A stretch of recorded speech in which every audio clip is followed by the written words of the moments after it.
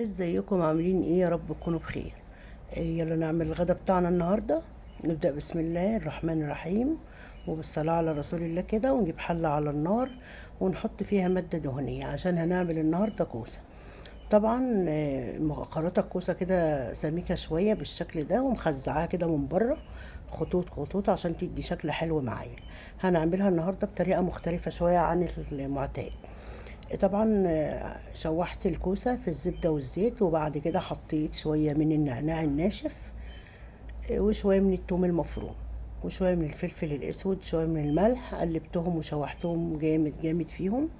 وبعد كده حطيت معلقة من معجون الصلصة برضو وشوحتهم تاني بالشكل ده. واكون سلقة كوباية صغيرة من الحمص بتاع الطبيخ او الحمص الشام حسب الرغبة، بس انا بفضل حمص الطبيخ. اشوحهم وانزل عليهم ببصلة مفرومة، طبعا بطريقة مختلفة خالص وطبعا خفيفة على المعدة. طبعا خطواتها سهلة وكلها يعتبر البصلة مش متحمرة، يعني ني في ني كده.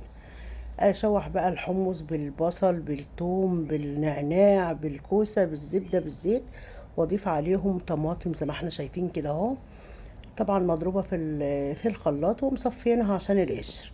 شوية فلفل اسود على الصلصة تاني، وشوية سكر عشان الحموضة، ونسويها وتطلع معانا بالشكل ده. طبعا مرضتش اعملها باللحمة عشان طبعا الطريقة تبقى محفوظة باللحمة او من غير اللحمة.